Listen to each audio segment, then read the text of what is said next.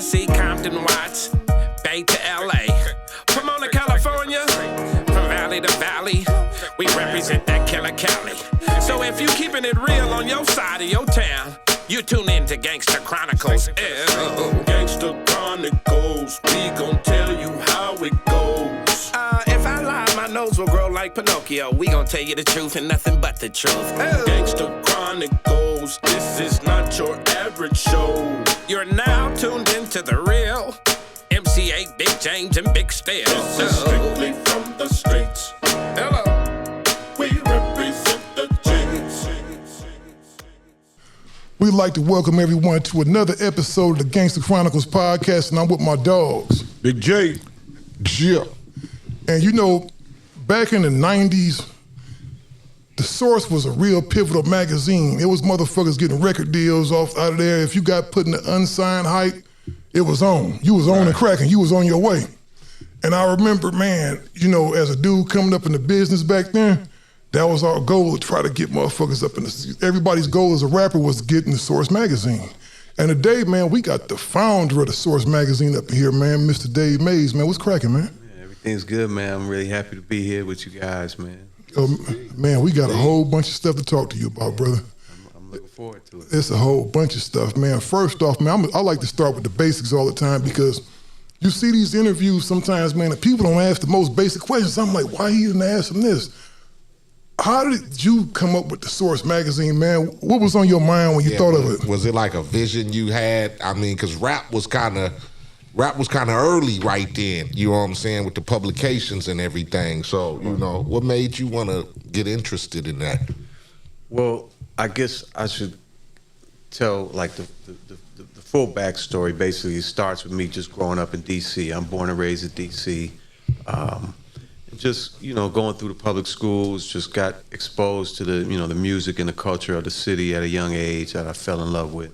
Now, D.C., as you guys know, is, you know, go-go was really, you know, the dominant music in the 80s there. So I was, you know, heavily into go-go. I did hear, you know, a lot of hip-hop on the radio, so Rapper's Delight, and The Message was always a big song with me. But when I graduated high school, I went to Harvard. And when I got to Harvard, which is right outside Boston, you know, they weren't fucking with go-go up there. And that's really when I became 100% more just focused on hip-hop. And I started a radio show on a Harvard station. They were playing classical music. And I had met a guy, it was like nobody at Harvard that I could, you know, get along with or felt comfortable with. It was a weird thing when I got there, but there was this one kid that I met who was playing rap music out of his dorm, this kid named John Schechter. He was from Philly and he was into rap. So we ended up joining the radio station, starting a radio show that I did for 4 years, and it got really popular in the Boston area. So The Source really comes along in between, like at the end of my sophomore year. I had been trying to sell sponsorships of the radio show and going out to local businesses and saying, hey, you know, take out a sponsorship. They would basically like, you know, who's listening to a hip hop show on Harvard station? Like, you know, I have to find a way to prove my audience. So I started building a mailing list of my listeners throughout the Boston area, because I know I got people calling in, and you know, this is 1 a.m. on Friday nights, but back then, and you know, that was the only place you could hear rap music, you know, in a lot of cities, you know, didn't have radio stations that were playing rap. Anyway, The Source started as a newsletter that, as I started building a mailing list of all these people listening to my show, and that was the way I was put in a database to go out and try to get more sponsors for the show. In the process of doing that, I'm answering the phones. People want to know what's going on. When's the new, you know, Big Daddy Kane single coming out, and who produced this, and what's going on with that, and you know, people wanted to know information. So all that ended up kind of sparking the idea, instead of, selling sponsors of my radio show. I'm going to create the newsletter. I'm going to put the news and information in it that I'm getting. I got relationships with different labels now. I'm dealing with all the labels in New York and LA that have rap music, so I can get the music sent up to my college, station and get the new singles first and all that. And so anyway, it started like that, just with an idea to provide news and information to the hip hop community, because there was nowhere to find any of that information. Okay, so you came with that, man, and then it just progressively got bigger. Like, what was the defining moment that made it go like, bam, like we cooking with grease now? I mean, I've gotten asked that a lot of times. I mean, the source like really grew, it grew fast and steadily and just kept getting bigger and bigger and bigger and bigger and bigger as the years, went on. So, by the late 80s, I mean, before I left college in the summer of 1990, I mean, we probably had, at least 500 record stores around the country selling the source by that time. And, it kept, we passed one accomplishment, but it was, for me, it was always, I'm already thinking ahead. Right. After that first newsletter, somebody ended up giving me a book about Rolling Stone magazine that I didn't know anything about at the time. And, I read the history of how Rolling Stone was started, saw a lot of similarities between rock and roll and hip hop. And so that was what I'm gonna build a Rolling Stone of hip hop, was my first idea. And then even that changed as time went on, and I started getting into, television and other parts of the media, trying to become more of a diversified, media and brand. Because brand, that was different from magazines. A lot of magazines didn't think of themselves as brands back in those days. So. Yeah, so you mentioned that you went to Harvard. What was your mama and your daddy thinking when you came home talking about, I'm gonna start up a magazine, if they paid all that money for you to go to Harvard? Another thing, like you were, not to cut you off still, but like you said, the defining moment, would you say that was attributed to, because, rap was small, you started off with a newsletter, whatever. Would you say, like, with the growth of rap, more people wanted to get more inquired about rappers and records and basically what was going on? So the source was basically that hip-hop, like you say, Rolling Stone in effect. Because even before I started rapping, that was a place where I went to look forward to the next record or who was the new MC or whatever, even before I started rapping at a young age. Yeah. It didn't bother y'all when, like, you building the source, but then you had the hardcore rappers. Those days, rappers didn't just mingle with white boys just because. So did people had to grow, meaning the rappers had to grow and get to know you, to talk to you, and to want to be a part of the magazine? Yeah, I mean, I think, I was always good at building relationships with all types of people, and that was always, a big part of what made the source successful, was building those, those relationships across different, aspects, from whether it's the artists themselves, the managers, the artists' friends, the label executives. I just, really just tried to build relationships across, across the board. And so I was able to, also kind of get folks to sort of, believe in what the source was doing, and get a lot of support from the labels and the artists, because it was like, we're the kind of championing of hip hop, the voice for hip hop. I think we had a lot to do with helping it grow and, emerge throughout the 1990s and, become bigger in a lot of different ways. The source has so many different, things that it impacted. So was it a one-man show? Was it just you, the whole ride? You build it, you the founder? I mean, no. In the beginning, it was me. I'm the one that came up with, the source, did the first one. Then while I was in college, I ended up having 3 other partners.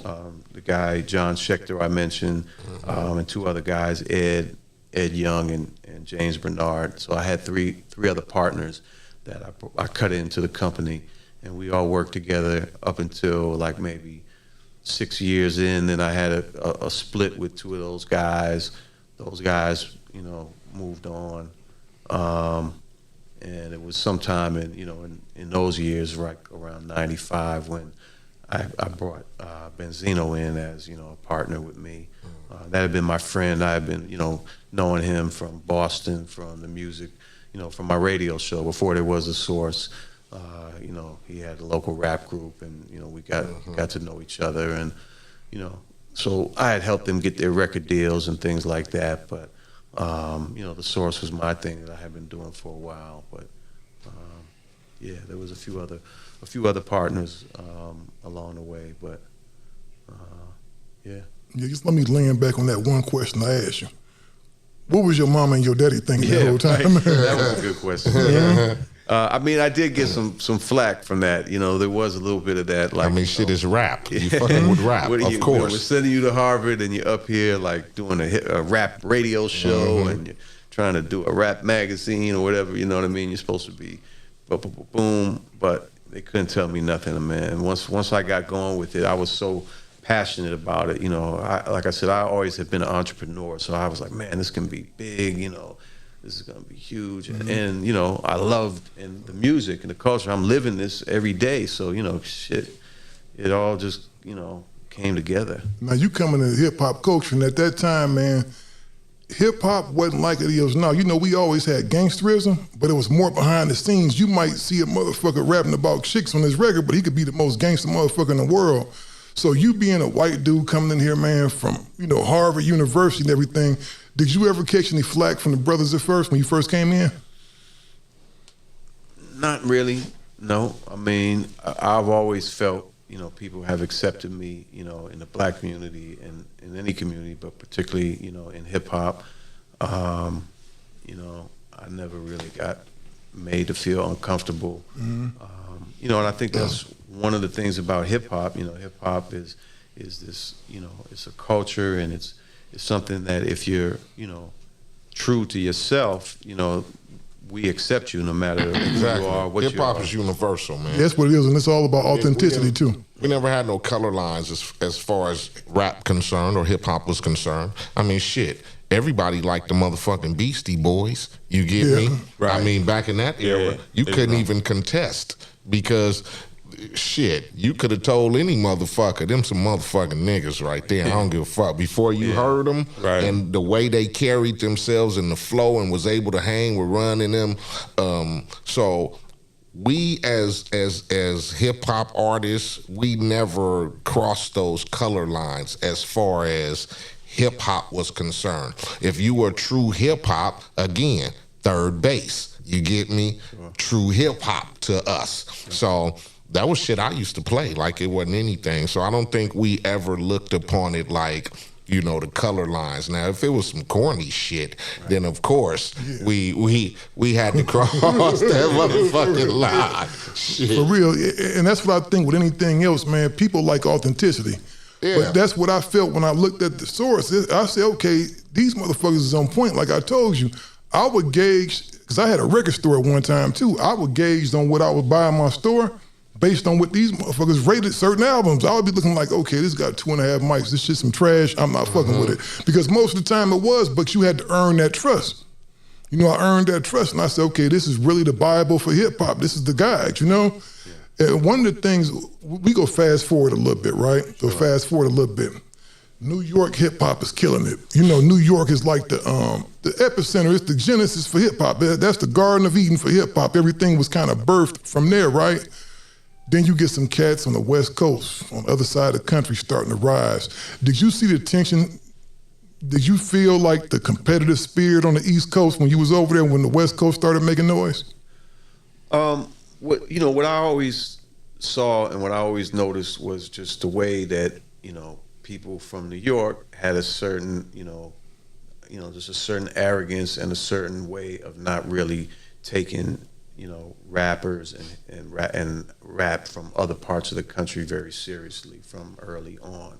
And that created, you know, like this divide where people was like, you know, F them, you know what I mean? Like our shit is is banging out here. I don't know what you're talking about. So, I think I just really tried as hard as I could to try to, bring in people that, had an open ear to music as much as possible.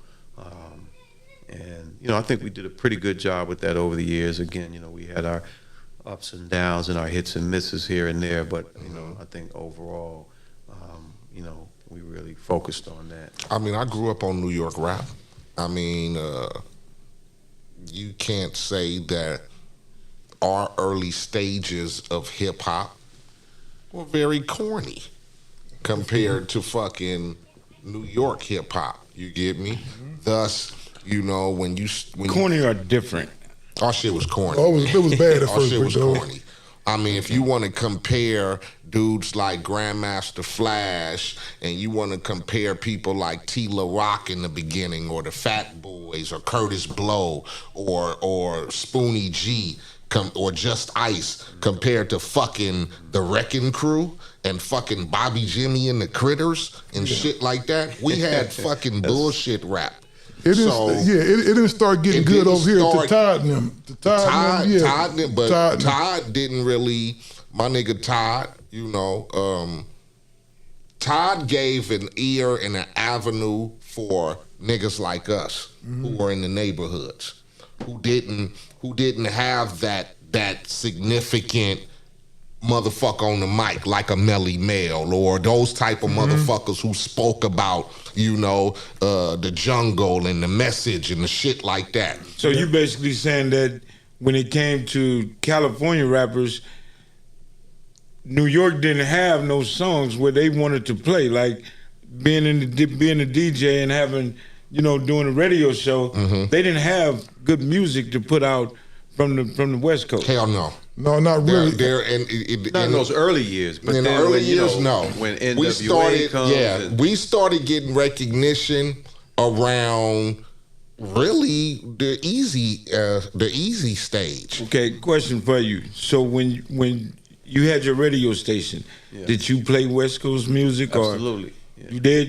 It was like mixed? Yes. Like, okay. Yeah. Well, I mean, that's how we got a lot of our breaks, because that was one thing about Boston that was different. Boston was a city different from most of the East Coast, where like if I was in New York or Philly or something like that, I probably wouldn't have got exposed. But Boston, they fucked with, Ghetto Boys. They fucked with NWA. They fucked with all kind of music. They weren't like just on the New York shit. Even what kind of rappers did you like from the West Coast then? I mean, Easy, NWA. I mean, those were the, it was like it wasn't too much. It wasn't there in the beginning. There wasn't too much of West Coast rap.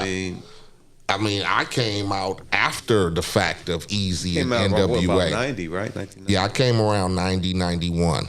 But like you said, before then, we didn't really have no identity as West Coast hip hop.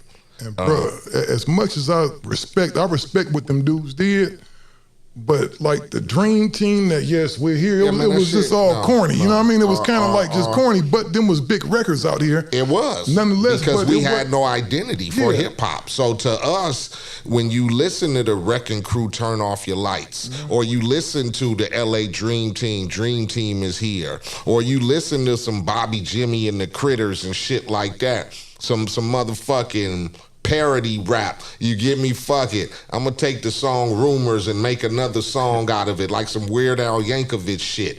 We didn't get our respect for.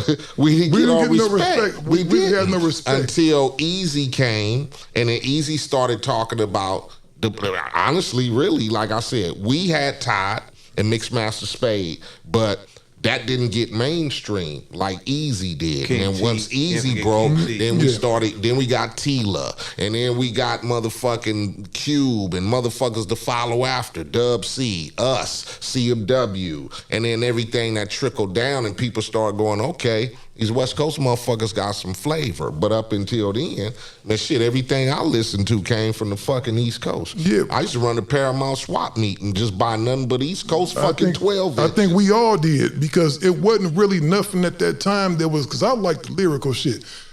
really one of the first lyrical cats that I heard from the early days. I always thought King T was a rapping motherfucker. Yeah, King T used to rap. Yeah, King T was a rapping motherfucker. You know what I mean? King T was a rapping motherfucker, and I heard a rumor that actually King T I heard Biggie Smalls was a King T fan. And when you listen back to them early records, you can kind of hear it a little bit. The way, you know, King T, because King T everybody was rapping on the one back then, kind of like, right? King T used to lay back in the track like he was just in the Cadillac, like he laid back in it, and you just pictured it, and it was like, he was real visual, like even with his album, with the, 12 gauge walking on the side, that was some pivotal shit. So I want to know from you, what was the vibe back then? Because you was on the East Coast, you was an East Coast-based magazine. When that shit started making noise, was it a lot of hate really in the air? Like, oh, that shit ain't shit, it's gonna go away. You mean the West Coast? Yeah, like as far as West Coast music. I mean, I wasn't really tuned into that. Like I said, I already had an open mind, so, I mean, I'm sure there were people, in New York and around, our office or whatever that might have, felt that way, but I didn't. See, that's what I want to know. Don't give us the politically correct answers. I want to know if it was a motherfucker that worked in that office like, the Chronic, man, it's some bullshit. I don't want to hear this, all this. Yeah, okay. I know by that time we was on point as far as music concerned. By the time the Chronic came out, the Chronic was one of the most important, even influential turning points in the Source with that cover with Dre with the gun to his head. We put that out before the Chronic came out. When I went and tracked down Dre, I had to go through Suge and got them to agree to give us the exclusive interview and do that cover. Heard the album, was going crazy over that album before it came out. So we dropped that cover like a month or two before the album actually dropped. So, and that really helped blow the Source up even bigger. That's probably my favorite cover. I got that mag at the house. That's one of the ones I collected. I want to know was there any tension, because y'all used to rate the records, give people the mics and all that. Did you ever have any tension over the situations of rating people's albums? Don't give us the politically correct album, man. We want to hear the real. This is the GANGSTER CHRONICLES. We want to hear that, because a motherfucker get that album get that magazine and open it, and you get to the albums, and then you see 4 mics on some, and you see 3 mics, and you see 2.5. I know motherfuckers be like, man, 2.5. Right. What the fuck, man?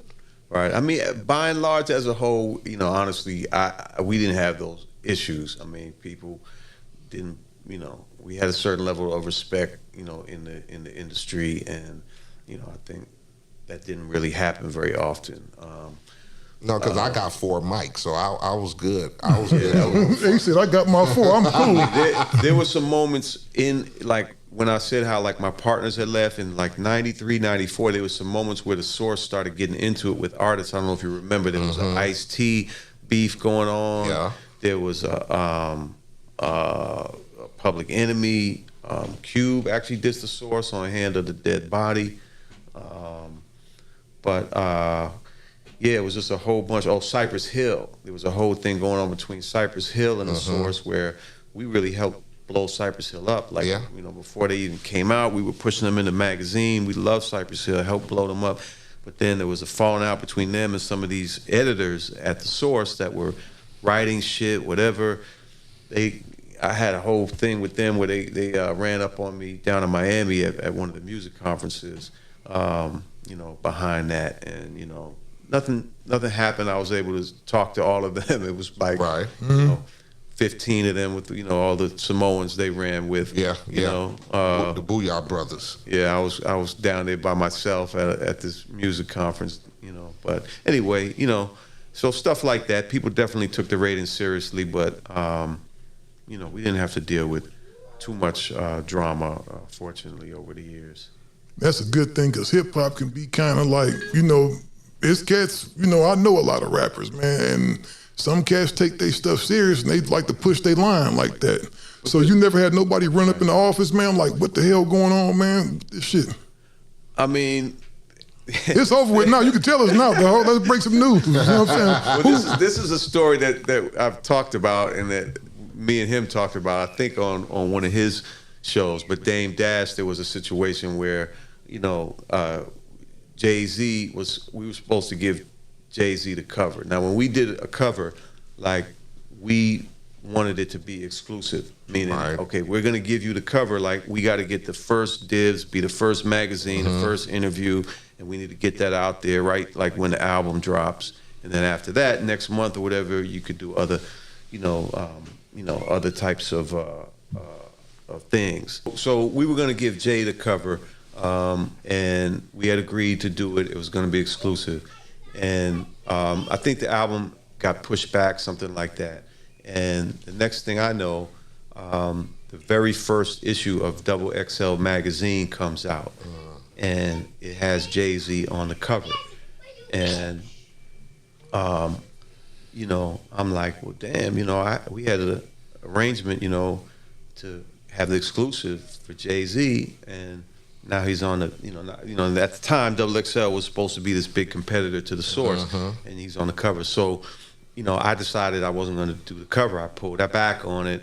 There was some, you know, drama behind that, and it ended up one day, Damon Dash and about 4 or 5 guys ran up into the Source office. I wasn't there. I was out somewhere, but I got the phone call, and they were like in the lobby, you know, trying to cause some ruckus or whatever. But, you know, we had our security, you know, and guys there, and basically, you know, everybody left peacefully, you know, and, you know, that was like one of the memorable ones, but it wasn't nothing like crazy. Again, we fortunately didn't have any like crazy type situations. No issues with Suge Knight? No, I always had a great relationship with Suge. He was always, you know, respectful to me and very supportive. You know, like from that first cover with Dre, you know, he's really helped make that happen. And even with the, you know, with the 95 Source Awards, you know, a lot of people don't know, he spent like over $100,000 on that set that opened up the show. You know, when Death Row had the jail cells and everybody performed.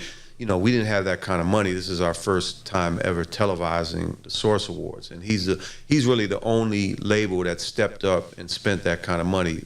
A lot of the other labels supported. That was the whole way I was able to make it happen, was because of the relationships I had with the Suges, the Jay Princes, the Puffs, you know, the Russell Simmons, the Leor Cohens, all the different players, you know, to get everybody to come together, you know, and do it. But you know, that really made the show look on television way doper. You know, that opening set was, you know, one of the most dope probably performances ever on an award show.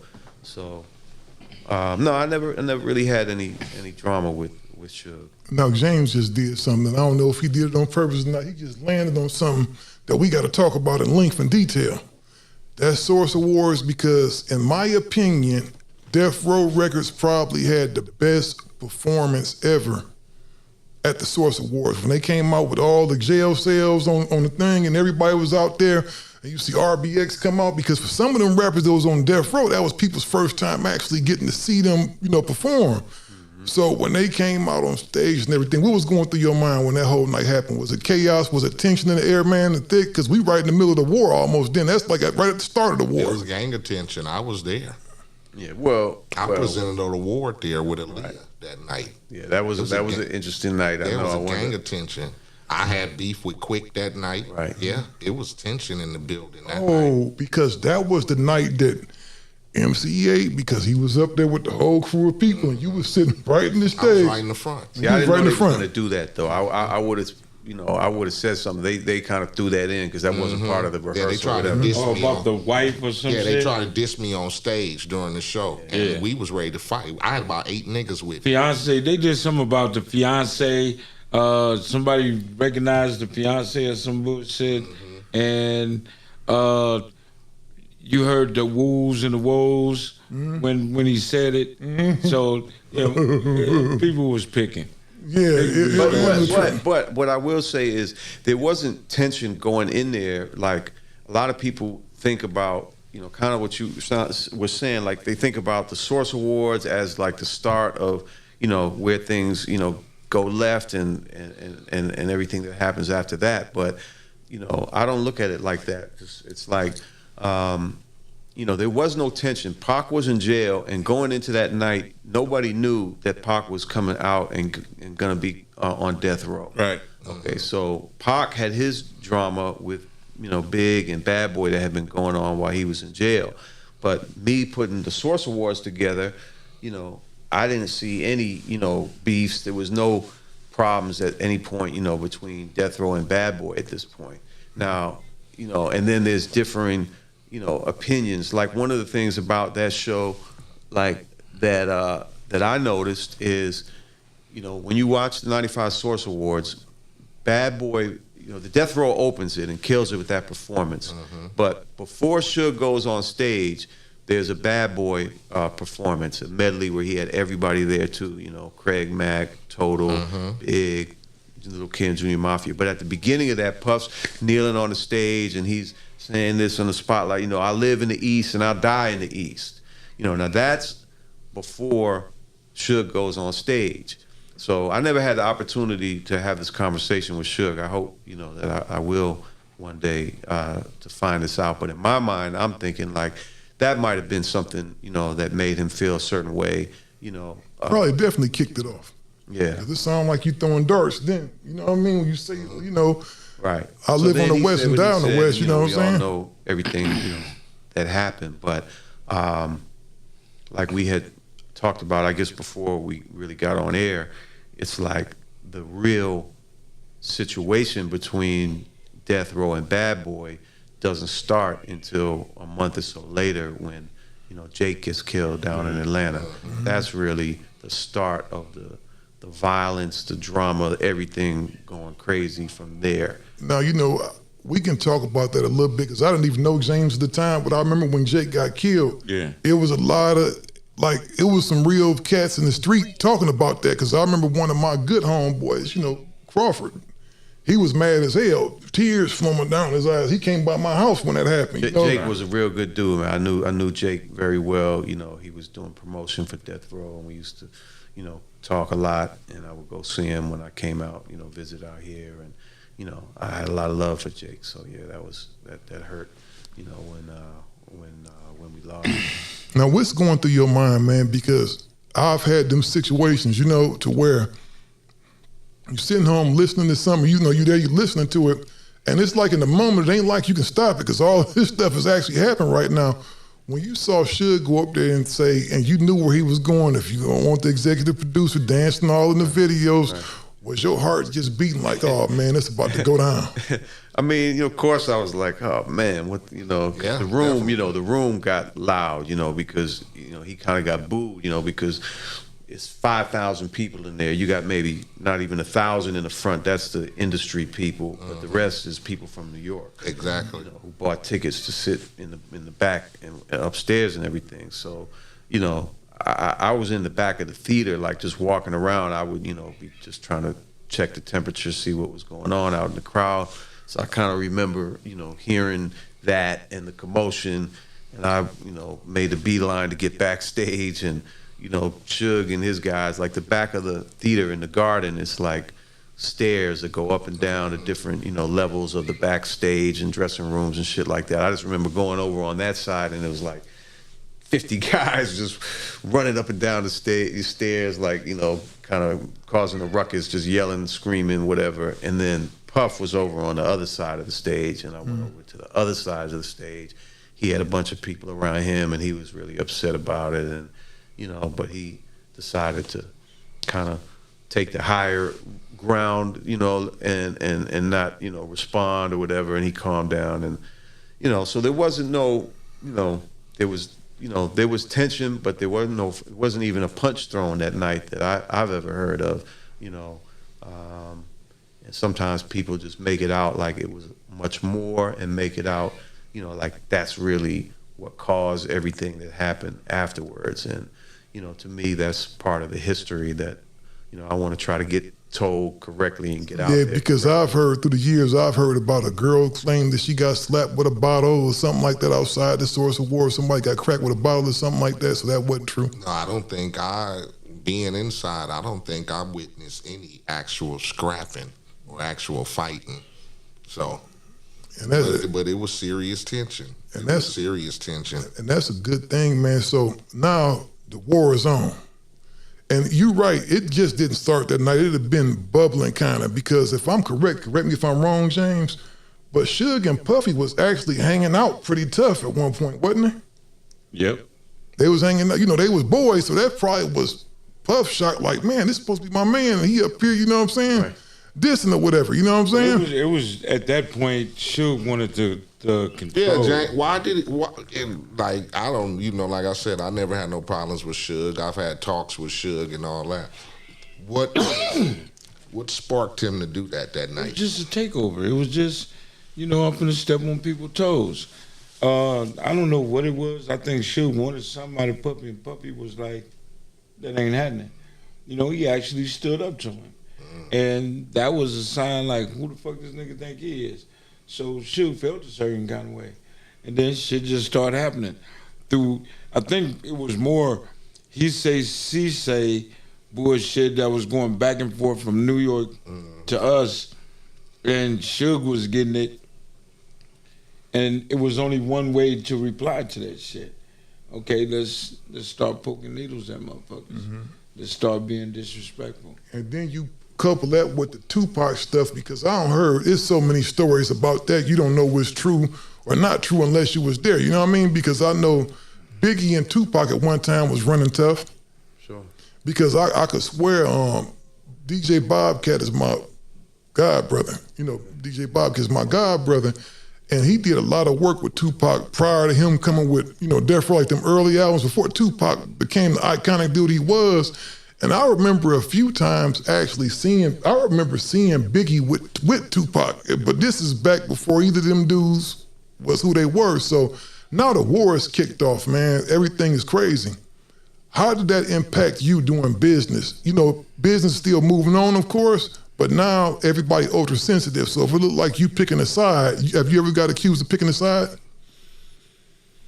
No, again, that's just something I really try to navigate very carefully. Just that kind of sensitivity to situations. Not wanting to ever be in a position of inflaming a situation. With one of the things that I did in '96, while this stuff was going on, I mean, we couldn't do a Source Awards. That, it just wasn't the environment to do that, so it did put a stop to that. But I did a cover with Suge in the summer of '96, the one, where he's sitting on the Rolls Royce, and, get a real in-depth interview. But on the front cover, you'll see it says Suge Knight, and then in quotes, it ain't no East Coast, West Coast thing, which was a quote from him in the article. So to me, that was something to try to get that message out there to people. Like, this isn't an East-West thing. This is, obviously it's something, it's a personal thing, that was going on. Mm-hmm. So, that's an example of a way that I would try to, help a situation if I could, like that, and just not get into just printing a bunch of, inflammatory shit that's gonna end up, leading to, some real consequences. Yeah, and people don't do that today because people are printing any damn thing not knowing they could get motherfuckers knocked down. Right. You know what I'm saying? So now we going through all that stuff, man. Then you had a whole thing that happens in the night in Las Vegas. In Las Vegas when Tupac got killed, right? And I think that's when everything kind of slowed down from there. You know what I'm saying? Kind of slowed down. Then Biggie got killed, right? And that's when everybody was kind of like, man, this shit is real. You know what I mean? And and that shit I don't think had nothing to do with no hip hop. I think that was all some other shit going on. Why not? Huh? Why not? I just don't think it was about the music, man. I think it was a lot of other shit involved in that. Well, you got two guys just turning and found a way to make money with record sales and everything else, and they called it a beef. So now they got neighborhoods fighting against each other. That's what I'm saying. So they turned it into a gang banging on wax type of shit. Mm-hmm. So now you got the Bloods and the Crips fighting, and people was loving it and eating this shit up and buying all the music they can buy from both sides. So what they wanted to do, it worked, because they made a gang of money off this shit doing this beef. So you can't go and tell everybody we rehearsing this shit. We ain't really doing it for real, but this is just a show to make money. So all the guys in Compton, all the guys in New York, all the guys in the South Sides and everybody else, they believe in this shit is real. But that's what I'm saying. So it turned to some street shit. So when it turned opposed, but it got music motherfuckers, it got rappers involved. And they been involved, and they the biggest ones promoting I hate you, fuck you, I'll fuck your wife bullshit. Who's gonna react to that? The nigga that they talking about. And they eating this shit up. So here they are fighting and going at war. But now it's in the streets. Yeah, it was some real shit, man, because me and Big Tyrus, Big Psych, rest in peace, that was like my brother. And you know, he had told me a story about, you know, seeing Faith in the actual hotel. I won't get into that right now, but it was some real darts being thrown. Like, motherfuckers really was doing some mania-ass shit, you know, trying to one-up the next man. So you can't tell me that you didn't hear all this shit going on behind the scenes when you was up in the magazine, man? Oh, man. I mean, Dave, you can keep it real here, man. Let me go get you some ice, man. I'll pour you a drink, man. Go on and let it out, dog. That nigga still is a goddamn fool, lady. Let me pour you a drink. Hey, but look at it though. But for real, the only thing that matters is that he didn't put the bullshit. Yeah, he didn't print magazine. it. And that's one thing I was gonna commend you on, because you could have probably sold a couple million extra magazines by just putting certain little things that you don't heard. You could have made a lot of money. And you bullshit controversy. And you know, us here doing what we do, it's a lot of shit we keep up under wraps that could be shit like, man, if we put this out, it's gonna blow up. But we know the repercussions of talking about certain shit. You know, everything ain't cool to put out in public. That's right. You know, everything ain't cool to put out in public, man. So this is going on, man. And we go touch on another subject, man. You said you knew Benzino, y'all friends coming up from when you was in Harvard. Mm-hmm. Then you got people that come out and say that Benzino actually extorted the company from you. And it never seemed like that to me. I always thought that was kind of some bullshit. I said, well, them dudes seem a little too tight for it to be like, he don't look like he extorted the man, look like they just doing business together. What did that come about? Did that ever cause any tension between you and him? No. I mean, that was never the situation. And so, no, it never caused any tension. Yeah, because Ben is a dude that we know. He's always been cordial with us and everything. And I think sometimes because he has that street edge to him, people try to put one thing on him. Did that ever you never really spoke on that? Yeah, I mean, he definitely, people, try to say a lot of different things. Those rumors you're talking about. Mm-hmm. Other things, about him. I mean, me and him had a friendship, and it turned into a business partnership, and it lasted for a long time. We're not partners now. Mm-hmm. Breakbeat that we haven't really touched on yet, but that's the new, platform. Yeah, well, we go land on that. Yeah, we'll get into that. That's something I'm doing. I have a new partner, a guy named Kendrick Ashton, who's my business partner. That mm-hmm. is a really, really great partner. And yeah, man, that's It's always seemed like it was a cordial relationship, because business relationships and stuff like that happens. That's part of life, I mean? That's a part of just doing business sometimes. So why do they always fall apart though? Why would? And I just want to understand it. You can go in business and have so many business partners, mm-hmm. and have so many partners, but the relationships don't last. Why? I think a lot of it is communication, and a lot of it is the outside noise. Because I'm gonna tell you, me, you, and A could be A1, but it ain't us. It's the people getting in his ear. It's the people getting in my ear. The people always on the outside that's getting in your ear. It's always somebody that's outside that want to try to infiltrate their way in the room, And the way they do that sometimes is by going to cause dissension amongst everybody else. You understand what I'm saying? I've seen it all day, so I think as long as you keep your circle tight, man, I think that's how you prevent that. Because an outside influencer make you think you ain't getting what you deserve. Yeah. Straight up. An outside influencer come along and be like, well, shit, I know a motherfucker getting more than what you getting, or a motherfucker getting more popularity, That's or it they right there, doing yeah. this or doing that.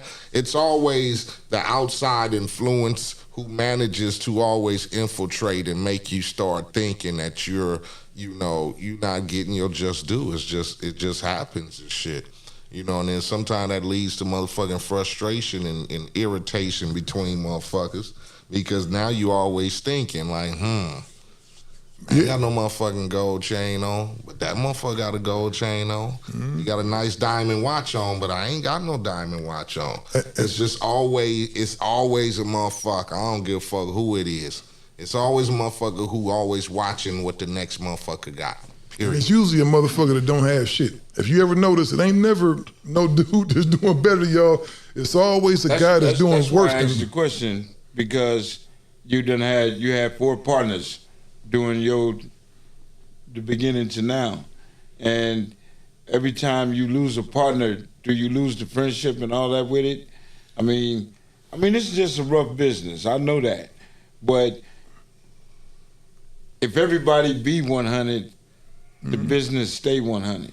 That's why communication is important. Don't cheat me, I ain't gonna cheat you. Because I'm gonna tell you what happened, and I don't even know much about this, but I bet you, I'm willing to bet that those partners that left you early on probably went and tried to start their own stuff up. They were the ones that started XXL magazine. The 2 guys that left the Source. It was a couple years later, but yeah. That's what I'm saying. That's how it always is. You know, well, I'm gonna go That's start. what made that Jay-Z thing even worse. I'm like, Yeah.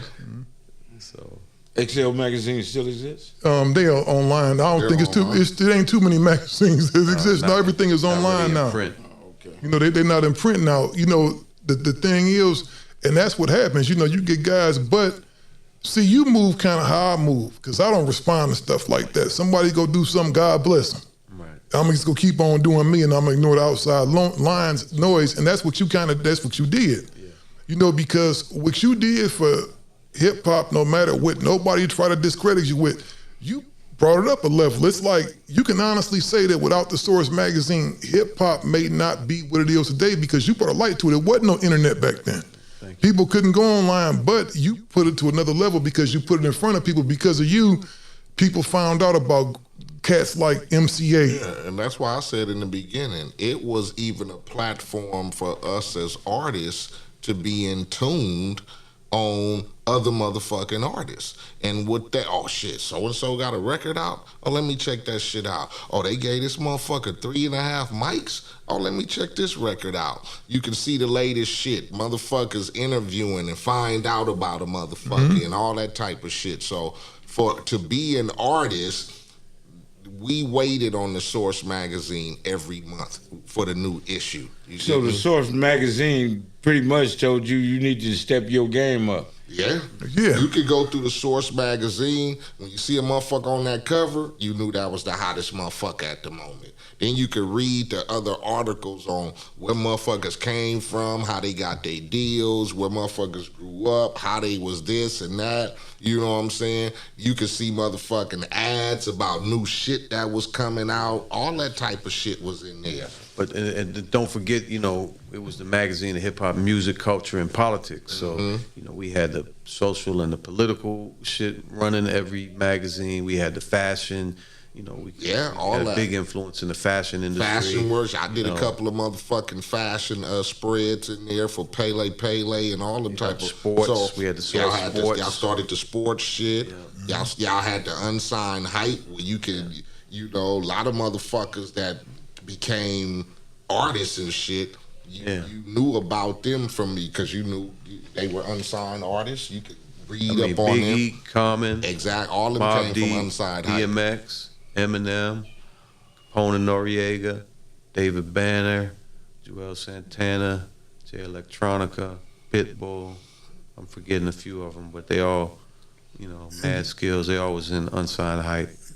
before they had their record deals, and we got a lot of those guys their deals. And you know what's dope about that, bro? It's a real, of course, y'all was in the East Coast, but it's a nice representation of people from all around the country. You got the Midwest in there, you got the dirty in there, you got, you got all these different people. You got a cat from Mississippi, David Banner, so that's what was dope, and I think that's why people fuck with y'all. I think that's why people still fuck with you today. By the way, Glasses Malone told me to tell them that nigga said, what's up? That's my nigga right there. Okay, all right. Yeah, G Malone told me to tell you what was happening, man. So now, we moving on with the source. So I'm trying to land in where we at today, right? Yeah. So we moving on with the source. Y'all go through all that. You don't have business partnerships.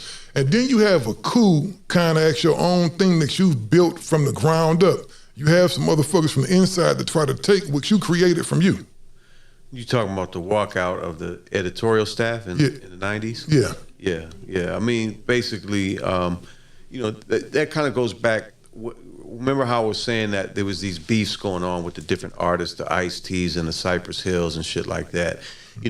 I didn't support that because a lot of it was based on the editors starting to kind of like, feel themselves, and people starting to get thinking they were like the celebrities and going back and forth with different artists on things, and like I wasn't with that, so I would keep going and telling these guys like we can't do we shouldn't be doing this type of shit, and that it was getting worse and worse, and different situations kept popping up, and these guys just weren't listening. And one of them was my business partner that owned a piece in the company that made it more difficult, that type of thing.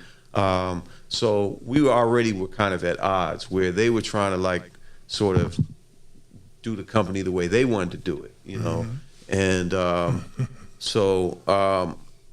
around this time is when Benzino's group gets signed to RCA Records. They got an album deal, and we want to give them a little article in the magazine. So I go down to the editorial people and say, hey, they got album deals coming out later this a couple months, whatever it is, can we get a little something? Oh man, fuck them, we don't fuck with them, it's just whack, and this, that, and the other. It was like some personal shit where they were mad at me, they were mad because you had something to do with it, so they felt like they was just go diss it before they even heard it. Right. And I kept trying a few times, and finally it got to the point where I'm like, fuck this, it's my magazine. I'm just gonna put an article in. And that's how that started. I put an article in, I got an article in the magazine that the editors didn't know about. When it came back from the printer and I went and showed it to them, like a couple of the guys just went crazy and started this whole coup. I mean, like sent out this letter, 5-page letter to everybody in the industry saying all kind of crazy shit. Oh, Dave Mays must resign. He put an article about a group that he manages to try to make fire money. Every last one of them motherfuckers. This had the other, all this kind of stuff. They come to the office, they smoke weed in the office, and this, that, and the other, and these guys are terrible, blah, blah, blah, all kind of shit. It started all kind of stuff, and then got people to sign a petition, to try to get me to step down. But yeah, eventually I basically just replaced everybody, and the source went on and got bigger than it ever was. And that's what you have to do sometimes, because they had personal vendettas in your mind, and people like that are destructive. They're very destructive. If you don't watch them, if you let it slide, they'll fuck your company up. So let's keep on going. We gonna go, and I promise you, we gonna leave this source era to go to the new stuff. So y'all have beef, which it's a beef that starts a few bars get exchanged between Eminem and Benzino. Benzino put out a record, right? Dissing Eminem. Right. And so Eminem is an incredible artist. But I think a lot of points that Benzino had were valid points. At the time they were. He gets away with certain shit that black artists can't get away with doing. You know what I mean? So y'all get this thing and Interscope, and they decide to, okay, we're not gonna run no more ads in the magazine. Right.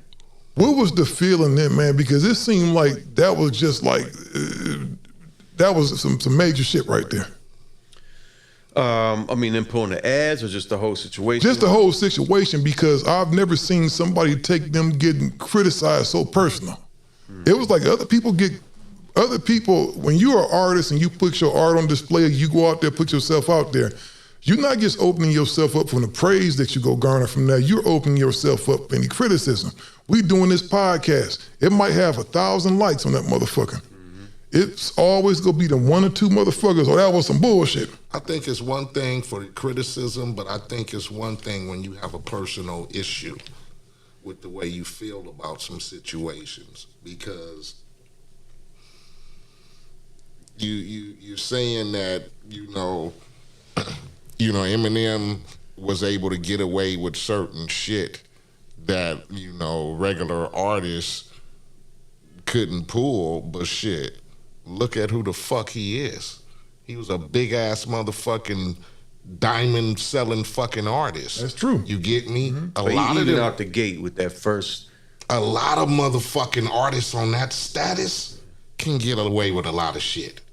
You get me? Yeah. And I just feel it. I mean, shit.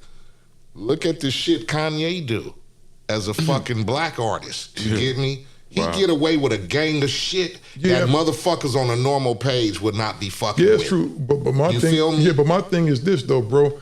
How many artists do you see go try to shut down a whole magazine because somebody said something they didn't like? You're always going to have some criticism, and that was my thing with it. You talk about the president. Yeah, because he's going to try to shut your shit down. Shut that fucking shit down. Shut it down right now. You can't, of course. And am I making sense, though? We're supposed to be able to have freedom of speech. But really, can you have freedom of speech when motherfuckers are in power? Yeah, because it seemed like that was just real personal with me, because he wasn't the first artist that y'all had comments about, you know what I mean, that might have said something derogatory about, and it didn't get to that level. But when it was him, it seemed like it was just a lot of personal shit behind that, dog. Well, first of all, we did a lot to help Eminem in his career, and help blow him up. Okay, he was in Unsigned Hype before he got his record deal. We featured him in Unsigned Hype. He's the first white person, artist, anything ever to be on the cover of The Source. After 10 plus years when he got a cover, he was the first white person ever on the cover. He won Lyricist of the Year at the Source Awards, I believe in '99. Oh, he's a rapping motherfucker, dog. You can't dispute that. He's a rapping motherfucker. So, we really supported him for the first several years of his career. The situation really, started around the time of the 8 Mile movie, and that was when kind of like the media was going into a whole nother level about Eminem. Like, he's the king of hip hop, he's the greatest artist of all time, this movie, this, that, and the other, that type of thing. And I think that was the sentiment that kind of, Benzino was talking to me about, and kind of got under his skin a little bit, of feeling like, this is just too much, and this is kind of like reminded me of what happened with rock and roll and Elvis and things like that, and we got to be, So anyway, he vented by making a little diss record on a mixtape, and then, like you said, it just all of a sudden it escalated like crazy. All kinds of shit was going on, behind that, and one thing led to another. I mean, it definitely got personal, which was not a good thing. But and that's what I'm talking about right there. I don't think it was nothing wrong with him being upset or whatever like that. But I'm like, okay, now, and even you see in other situations, if someone says something against that dude, he takes it really personal.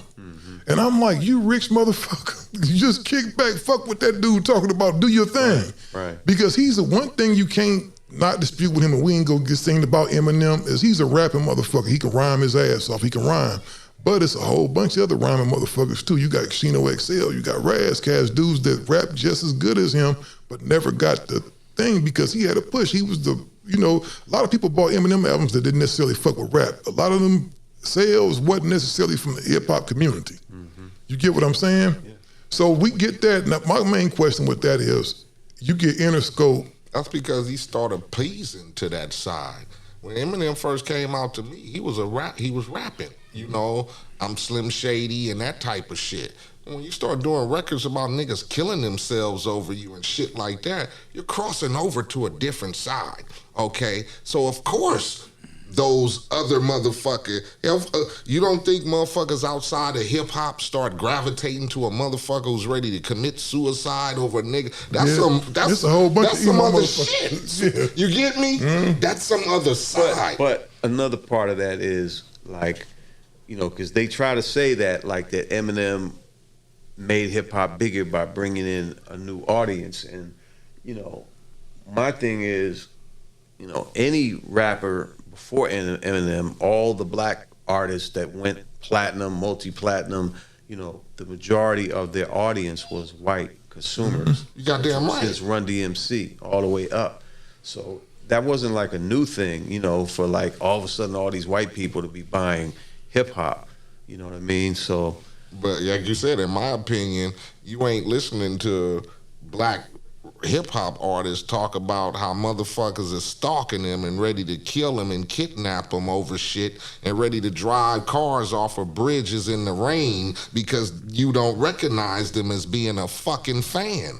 You don't get niggas to do that type of shit. When you connect with that type of motherfucker, it's some motherfucker sitting up really like that. Yeah. That's when you start reaching a different side. So I get what you're saying. It's cool to have your opinion about, but goddamn, you get me? Like you're feeling like, okay, this motherfucker taking our art form.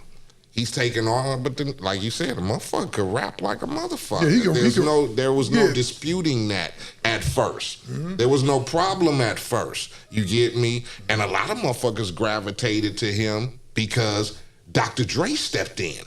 Oh, you yeah, get me? and he you don't gotta give no remember, credit. before Dre stepped in, he had shit that was mediocre. When Dre came in and gave him the 2 songs, it took him there, straight up. So I get it. You can have that opinion, but like you said, it's personal because I don't think a lot of people were looking at it to where that's what media is going to do, though. Media is going to go, he's the great white hope. He's here to save hip-hop. They don't like hip-hop anyway. So why not piss a motherfucker off and go, the white boy is here to save hip-hop? Of course. And you know, the thing is, I was working for a publishing company as an A&R one time, and the company I was working for was based in London. So I'm sitting out there listening to a 19-year-old son tell me about hip-hop, and we had dinner one night, he said, well, Eminem saved hip-hop. And I'm like, what the fuck are you talking about? Like, you know, he saved hip-hop, so fuck Chuck D and fuck Public Enemy and KRS-One and all these other people. Is Eminem, you should say he brought it to your attention. Yeah. That was the first one get your attention. The motherfuckers don't know how to speak still. Yeah. Youngsters don't know how to speak. You ask them who the greatest of all time, and they gonna say some shit like that. Especially when they don't come from your official era. You get me? That's what I'm saying. So you get all this advertising money, and other people started following suit. Other record companies started kind of following suit because they didn't want to look like they was going against it. Because Interscope at that time was the shit. They was the machine. They had everything over there. Yeah, but I mean, Universal Music Group, you know, owned Interscope, owned Def Jam, owned Universal Records. They had maybe 70, 80% of the market. So, but, you know, another thing about that is, you know, at this time, you know, the Source is getting advertising dollars from so many types of companies, cars, soft drinks, sneakers, fast food. So it didn't matter then. Advertising was a small amount. That so you wasn't tripping? No. So that's why you was able to react the way you did, was like, fuck you then. Right. It didn't, that didn't mean nothing, you know. And so, you know, I managed Glasses Malone, and he's on Clubhouse the other night. He's in the room, and we ain't gonna go into the detail. I guess Royce was in his feelings because you was in there, y'all having a cordial conversation, and I guess he kicked you off the stage, whatever, right? Because of that, man, all that stuff is still going on to this day. Is still that much animosity and resentment?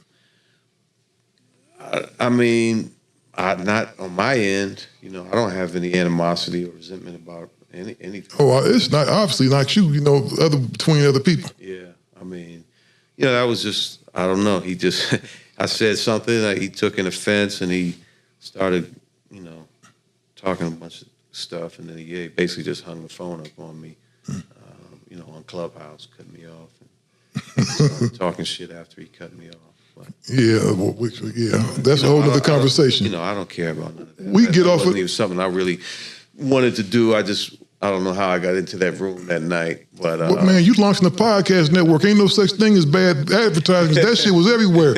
I'm gonna tell you this, man. We could do an episode here talking about a cure for AIDS, talking about a guaranteed cure for cancer, and talk about peace and all that shit.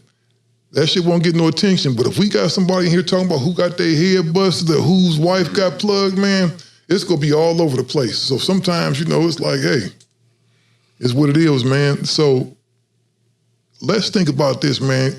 You've already accomplished something that was like, that's gonna go down in history. The Source magazine will be remembered 200 years from now. It's gonna be spoke on when they go do classes up in Harvard, Yale, and all that, or wherever they do in school at, however they do in school in the future, they go talk about it right now. You got your new venture, man, that you launched, man. You jumping in the podcast game, man. You have a podcast network. Yeah. It's called Breakbeat, and it's a hip hop podcast network. Right now we have 8 different podcasts going, different types of podcasts. So we're doing some that are, visual talk, discussion format type podcasts, sort of like, these. That's what we're doing. But we're also doing, more of the journalistic, narrative storytelling produced style of podcasts. So you're doing scripted stuff over there too. That's dope. I'm working on one right now. Yeah. That them two actually gonna be in. They don't know it yet, but they go be in it. So sounds good. Yeah. Good. So I got like a couple of hosts that I think are amazing. One is Don't Call Me White Girl. She's from Philly. That's our first podcast. Some of y'all know her. Well, most people know about Why You Being Weird to Me. About actually, I'm hip to the old girl. Okay. Yeah. All right. So she started all that, and she was on $1 Million Worth of Game last year as a co-host with Gillian Wallow for a few months, and she was killing it on there. She's just super funny, but super smart. I think she's going to be one of the most successful kind of female hosts and talent in the game in not too long. So I call her like one of my unsigned hypes of Breakbeat. Podcasting is an industry that, there's a lot of, interesting things going on, but it's a place where, new talent can be discovered, new voices, new perspectives. A podcast network is kind of like the digital magazine that everybody's been trying to figure out how to do for years. You hear that term digital magazine, but it's never, we've never read a digital magazine, but a podcast network has all the different sections, again, the music, the fashion, the politics, the health, the, sports, we'll be covering all of these things, but just with that hip hop, style, perspective, point of view. Funny Marco is the other one I would call like my unsigned hype. Most of you, you guys probably. Yeah, I'm hip to Funny Marco. Yeah. He's funny as shit, and I just think he has a certain, comedic style that can be brought into the podcast world, and I think he's going to get even bigger. We just started shooting his podcast in Atlanta last week. White Girl, Don't Call Me White Girl has been out already now. That's on our YouTube. You can check out the first few episodes of her show. It's doing really, really well. I'm coming with my podcast, The Dave Mays Show. I'm gonna be recording that in Chicago every week, starting like next month. Just me in conversations with, different influential people from the culture. Giving people a chance to hear more of my point of view on things, more of my experiences, even doing this like here tonight and the things I'm doing now is somewhat new for me. I was always like more of a behind the scenes type of person. I didn't really want to get the attention or the limelight. I was just about building the business. But it's a different world now. I feel like, I have an important story of what I've done that needs to be known and documented in the past, but also, an important voice that I think, people will, benefit or enjoy hearing in a lot of different, ways through the podcast that I'm going to launch as well. Then, on the scripted side, I want to talk about the two projects we have going so far. One is the story of the unsigned hype column in the Source. Let me get this water. That's dope. That's an 8-part series where we'll tell, the whole backstory of the unsigned hype, how it was created, how we found these different artists, how they got their record deals, all the people that was working on those situations. That's coming out great. And then the other one is the Larry Hoover story. We're doing his life story as a 10-part series. Now, this is the first time that the family has ever participated in the telling of his story. So it's not going to be one of the, same old story about Larry Hoover that you've ever gotten out there. I have conversations with Larry. He used to call my house. Really? A few years back in probably about 95, Wow. 96. Yeah. He used to call me at my house. What were those conversations like? I knew his son. Yeah, it's back when they was trying to start the little clothing line they had. Sure. Back, Ghetto Prisoner. Yes. So, I used to talk to him all the time. He used to just call me and we would have just conversations. Good conversations, right? Good dude. Yeah. That's dope, man, because what they did to him is a travesty, man. It's like, and I think what our government does sometimes, man, people that are influential, because, see, I don't think he got put in jail for actual crimes. I think he got sent away for the influence that he has. Absolutely. Because in the politics, he's the only person in our culture, in the urban culture, any kind of, black gangster type figure that's ever, really been serious about politics. They don't want you to know the truth about that, what he was doing, that 21st century vote. They were making an impact out there, like politically, and it was growing, and that's he definitely, man, because you kind of need. I truly believe if he was out, a lot of this stuff, because you can't prevent 100% of everything, but I think if he was out, he has enough respect that some of the stuff that's happening in Chicago wouldn't be happening. Yeah, I think it would be a positive thing, and he deserves. It would definitely be a positive thing. I've gotten to know his family really well, and he deserves to be out and be able to spend some time with his family. So hopefully, what we're doing in telling his story in a really accurate, in-depth way, like we're doing, is going to contribute, to that. Yeah, you get to talk to Jay Prince. Do people still think he a threat? Oh, The government? Yeah, they won't let him out. they won't let him out. He has every legal right to be out now. He's qualified on a few different bases with the reform laws that happen. A lot of people on his case, all are out, and they've kept him, because they have a vendetta, really. And where he's based at, James, it's like on the inside of a mountain or some shit like that in Colorado. He's in the Supermax. Yeah, he's like inside El of a mountain. Chapo and the Unabomber. I was out there. I didn't get to go in, but I was out there a couple of months ago with his family while they were visiting. And that gives you an idea, man, of what they think about him, man. They put him in Supermax with El Chapo and the Unabomber. They're saying he's a threat because he can possibly point those guys in the direction that they need to go in and see. That's what I tell people a lot of times from out of town. There is no king of LA. Ain't no shot caller right here because motherfuckers don't give a fuck. They don't respect the motherfucker, right? But maybe if it was that one person that everybody was just scared to fuck up, shit wouldn't be the way it is. You always have to have somebody that's willing to, that's not only feared, man, love, but respected. You know what I mean? Because it's a difference. Somebody's scared of you, they just go kill you. Straight up. You get killed by somebody. Somebody's scared of you, you'll die. When people respect you, it's a whole different thing. And I think he has the respect to where a lot of this stuff wouldn't be happening and going down. And I think that's dope that y'all doing that, man. So how many shows do you have total now on the network to launch it off? 8. So you got those 8. We'll be looking for more. We're already planning the next round.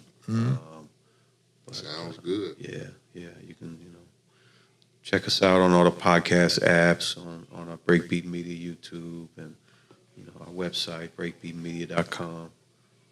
We got this show Trapping Anonymous. I don't want to forget about that. Trapping Anonymous is a dope ass show.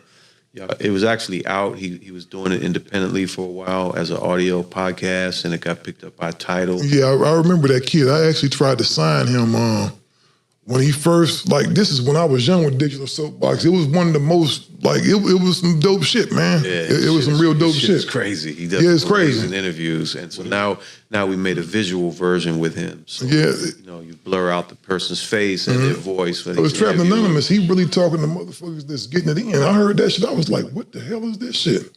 Yeah. I'm gonna try to see if I'm gonna find it. Has he released it yet? Yeah, not the new ones. We're gonna release this, probably also in the next few weeks. So that's coming. Because he's from New York, right? He's from Brooklyn, yeah. Yeah, because I know it was some other shit, but yeah, he does some good shit. I'm glad you picked him up, man. Yeah, thanks. And if we go, like, definitely we can have him on here anytime. He's more than welcome to, dog. He's more than welcome to come on here. You'll like him. Yeah, Chris. Yeah, you'll like him, man. So, as far as your podcast network, are you guys doing it independently? Or are you partnered up with some people? It's independent. I have the one business partner I think I mentioned from DC. My man, his name is Kendrick Ashton. He and I are partners. We have some strategic partners. This company named DAX that's owned by Global Media in UK. DAX is DAX is dope. I'm hip to them. Yep. They do audio advertising. Sales, so they're helping us bring in all the sponsors and ads on the podcast on the audio side. And then PRX is also a partner. PRX is a really well-respected podcast publisher. They got another dope podcast that's over there too, where they go talk to the brothers in jail and they let them tell their stories. They actually had her co-host for the longest, James, was a guy that was locked up, and they was doing the show like remotely, and he was her co-host. And they tell different people that's locked up, and I forget the name of the podcast. I wish I could remember. Yeah, I can't remember it, man, but it's a dope podcast, man. And it's so much, and that's the thing about the audio. That's why I'm so, like, I don't know if you weren't here earlier, but I was telling Brian, leave the mics where they at, because I'm really big on sound, because I had to remind people, first and foremost, we are a podcast. The video stuff is cool, but we a podcast. We got a lot of truck drivers. Shout out to my truck drivers out there that's listening to the show, driving down those freeways, bringing us the stuff across the country. We get a lot of love from the truck drivers, man, from the truckers. People in their cars, people at home. And people who just stuck, period, in their cars, their vehicles. A lot of people tell me, like, man, I listen to y'all all the time, man. My boy Flip, he be on it in his truck. Yeah. Yeah, shouts out to Flip. Yeah, we got a guy, we actually got some truckers that's about to start putting our logos on the side of things. Like, I'm talking about, like, on the house, they just showing love, man. And that's the great thing about communication. It goes back to communication to have a message. Like now, like back then, it wasn't cool for the CEO, for the boss to have, to be in front. But now with this right now, you almost have to. Right. Because you have a message. That's right. That you got to get out, and can't nobody tell your story better than you can, homeboy. Exactly. That's right. I'm here. You feel what I'm saying? No, can't nobody. Me now. No, I'm gonna be out here. Yeah. So, are you guys doing anything? Like, as far as your podcast, you guys got people from all around the country now. Yeah. I mean, I got 2 podcasts going in Chicago. I got one in Philly, 2 in New York, 1 in Atlanta, and I'm out here next couple of days trying to close up another situation out here. So I have 1 or 2 shows going in LA soon as well. Oh, for sure, man. Anything that we can do to help you, man, with that, going on, you partnered up with some good people, man. Anything we can do to help, man, you a friend, so. Definitely.